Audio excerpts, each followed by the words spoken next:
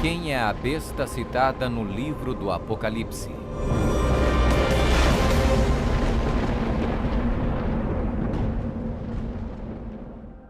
O livro do Apocalipse é um dos livros mais amplamente discutidos e debatidos entre estudantes da Bíblia e acadêmicos seculares. Em suas páginas estão registradas as advertências mais aterradoras e profecias explícitas que se possa imaginar. Bem-aventurado aquele que guarda as palavras da profecia deste livro. Um dos símbolos mais cativantes, mas muitas vezes mal interpretado das escrituras apocalípticas do Apocalipse, está no capítulo 13, onde fala sobre a besta do mar, que muitas vezes é referida simplesmente como a besta. Durante séculos, muitas pessoas têm incessantemente especulado qual a identidade da besta. A Bíblia, no entanto, é o seu próprio intérprete. Ao comparar Escritura com Escritura e permitindo que a Bíblia se interprete a si mesma, a identidade da besta torna-se indiscutivelmente clara. Observação: nas profecias bíblicas, a besta simplesmente representa um reino. A besta do mar está inexoravelmente ligada a dois outros símbolos usados na Bíblia, todos representando o mesmo poder e o mesmo reino. Apocalipse 17. A prostituta montada numa besta de 7 cabeças. Daniel 7. O chifre pequeno.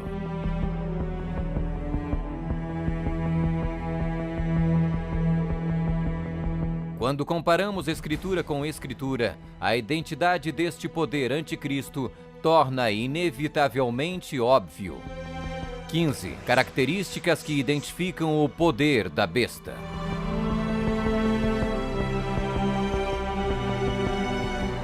1. É uma igreja e uma cidade. E a mulher, prostituta, que viste é a grande cidade que reina sobre os reis da terra. Apocalipse 17, 18. Observação: na profecia, a mulher é igual à igreja, a prostituta, mulher, portanto, igual uma apóstata, igreja infiel.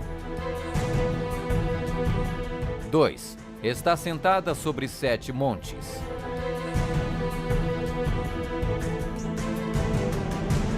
Aqui está a mente que tem sabedoria. As 7 cabeças são 7 montes, sobre os quais se senta a mulher. Apocalipse 17, 9.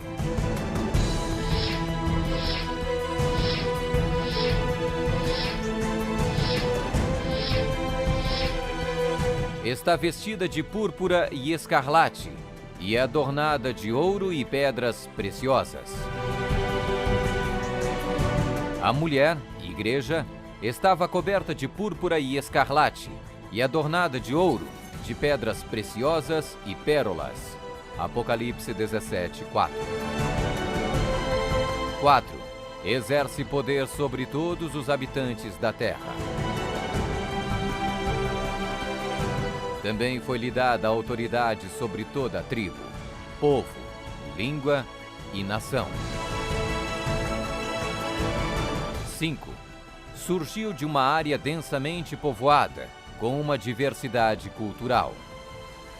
Também disse-me: as águas que viste, onde a prostituta se senta, são povos, multidões, nações e línguas. 6. Completamente erradicou 3 reinos quando subiu ao poder.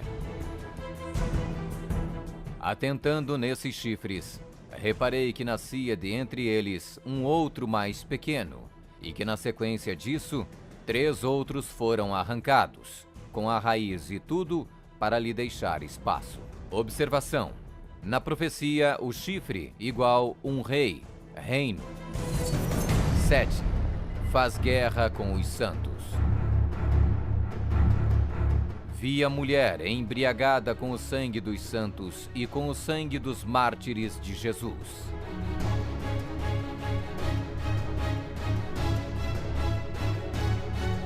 8. Tem um único homem que age e fala por todos. Eis que neste chifre havia olhos, como os de homem, e uma boca que falava com grande insolência. 9. O soberano deste reino se levanta contra tudo que se chama Deus. Ninguém de nenhum modo vos engane. O homem da iniquidade é revelado, o filho da perdição, o qual se opõe e se levanta contra tudo que se chama Deus, o objeto de culto, a ponto de assentar-se no santuário de Deus, ostentando-se como se fosse o próprio Deus. 10. O soberano deste reino identifica-se com o número 666. Aqui está a sabedoria. Aquele que tenha entendimento, calcule o número da besta, pois é número de homem. Ora, esse número é 666.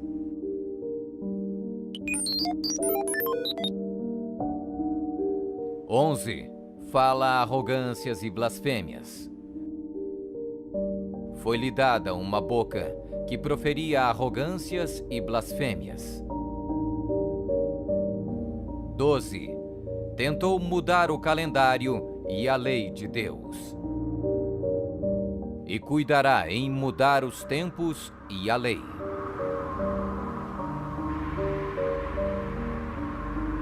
13. Governou por 1260 anos. E foi-lhe dada a autoridade para agir 42 meses.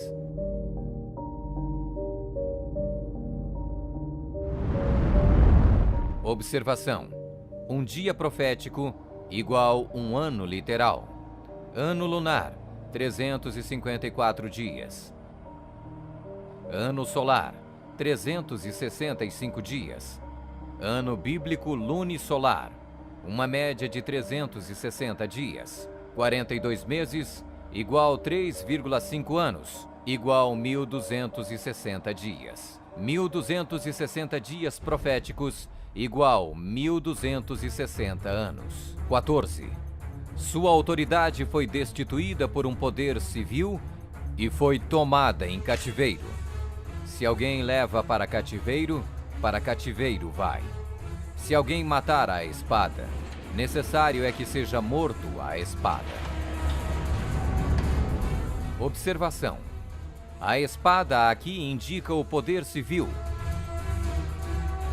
15.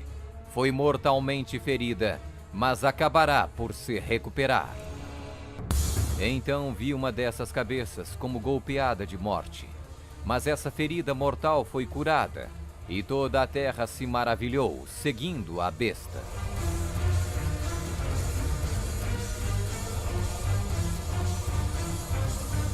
É uma igreja e uma cidade. Está sentada sobre 7 montes. Está vestida de púrpura e escarlate, e adornada de ouro e pedras preciosas. Exerce poder sobre todos os habitantes da terra. Surgiu de uma área densamente povoada, com uma diversidade cultural. Completamente erradicou 3 reinos quando subiu ao poder. Faz guerra com os santos. Tem um único homem que age e fala por todos. O soberano deste reino se levanta contra tudo que se chama Deus. O soberano deste reino identifica-se com o número 666. Fala arrogâncias e blasfêmias.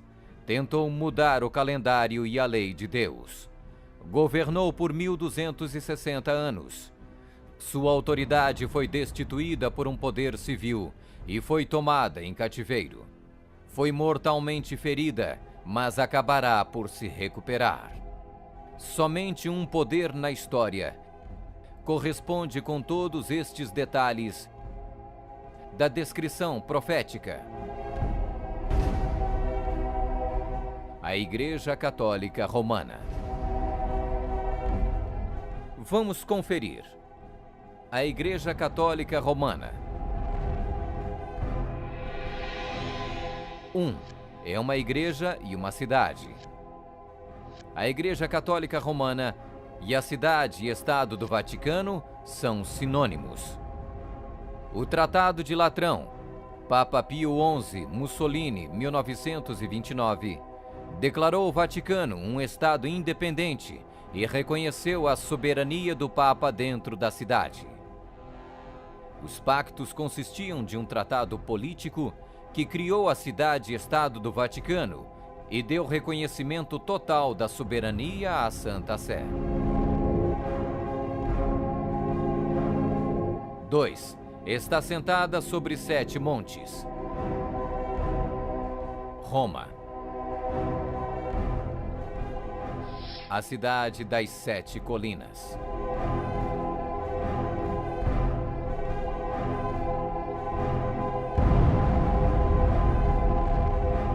Palatino, o Capitólio, o Aventino, Célio, Esquilino, o Viminale, Quirinale. O local histórico de Roma, nas famosas 7 colinas, foi ocupado durante a Idade do Bronze.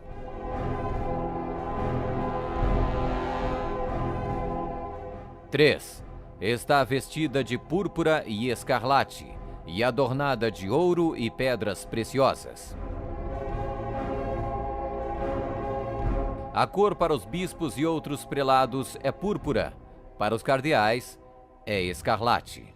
A cruz peitoral deve ser feita de ouro e decorada com pedras preciosas.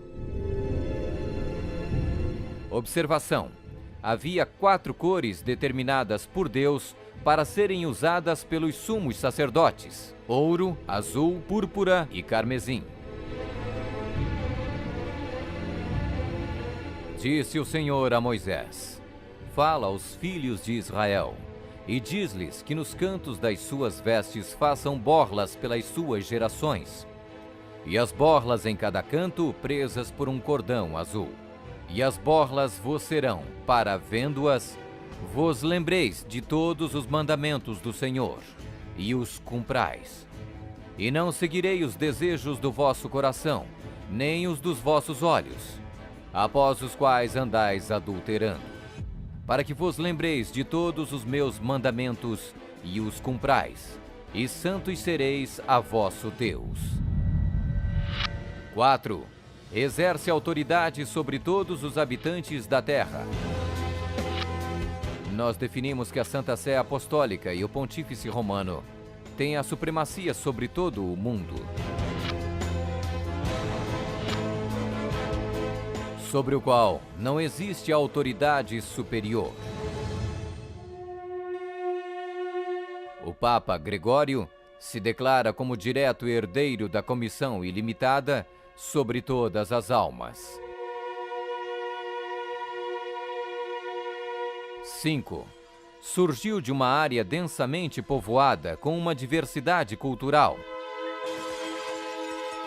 A Igreja-Estado Católica Romana surgiu do meio de 10 tribos, monarquias originais da Europa. Anglo-saxões, Inglaterra; germanos, Alemanha; visigodos, Espanha; francos, França; lombardos, Itália; burgundos, Suíça; suevos, Portugal; érulos; ostrogodos; vândalos;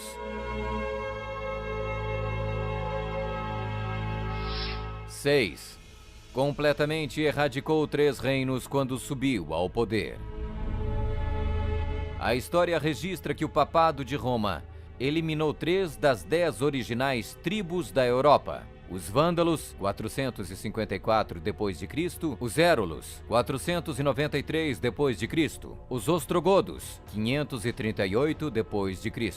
O imperador católico Zeno preparou um tratado com os ostrogodos em 487, o qual resultou na erradicação do reino ariano dos érulos em 493. E o imperador católico Justiniano exterminou os vândalos arianos em 534 e, significativamente, quebrou o poder dos arianos ostrogodos em 538. Assim foram os 3 chifres de Daniel: os érulos, os vândalos e os ostrogodos, arrancados pela raiz. Hoje não existe uma única linhagem que pode ser rastreada até um destes 3 reinos. Eles foram literalmente erradicados, arrancados pela raiz. 7. Faz guerra com os santos.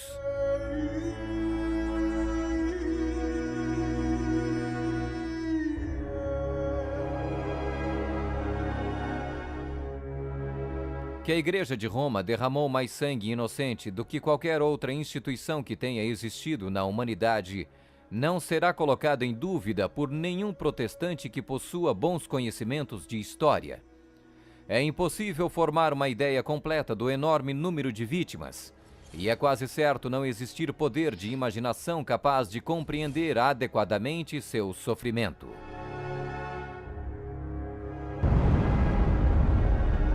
Oito.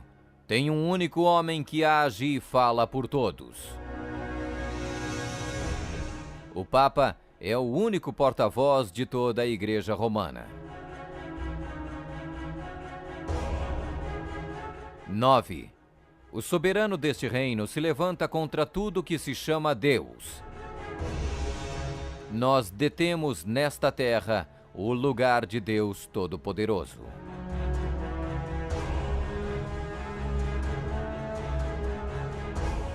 10. O soberano deste reino identifica-se com o número 666. A tríplice coroa do Papa tem a inscrição Vicarius Filii Dei, que em latim significa o vigário do Filho de Deus. O valor numérico do título blasfêmico é 666.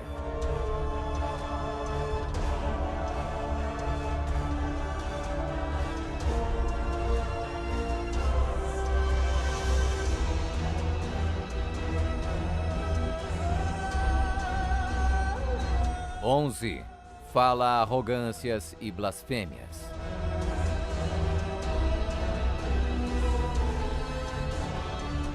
A Sagrada Escritura define blasfêmia como 1.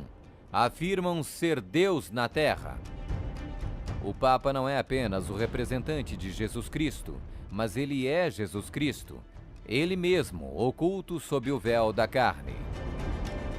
2. Afirma o poder de perdoar pecados. Esta autoridade judicial irá até mesmo incluir o poder de perdoar pecados. 3. Perseguir o povo do Altíssimo em nome do Altíssimo. Devemos classificar a Inquisição como uma das manchas mais negras dos registros da humanidade.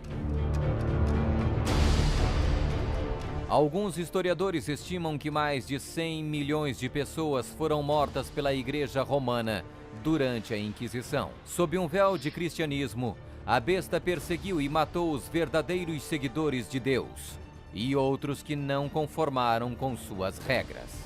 12. Tentou mudar o calendário e a lei de Deus. O Papa é de tão grande autoridade e poder que pode modificar, explicar ou interpretar mesmo as leis divinas.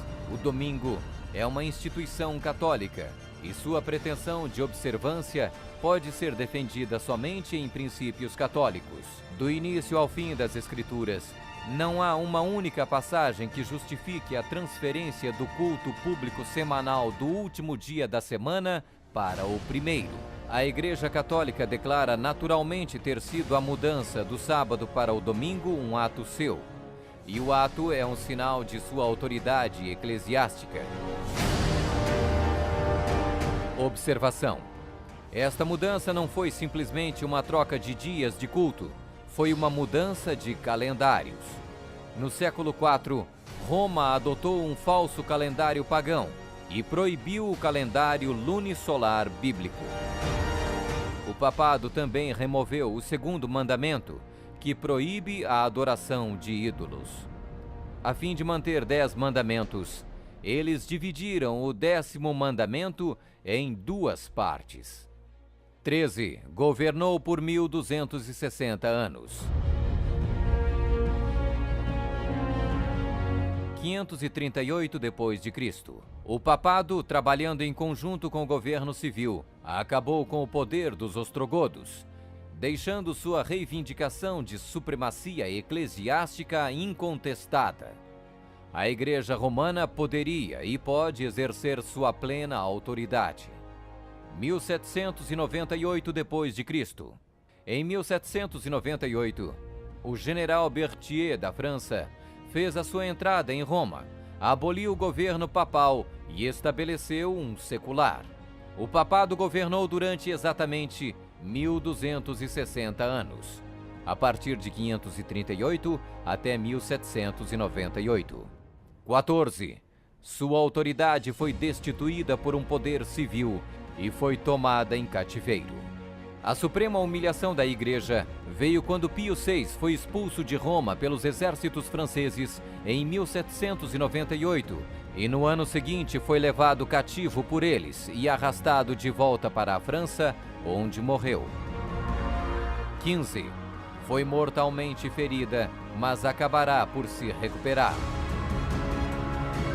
O papado foi mortalmente ferido. O general Berthier aboliu o governo papal.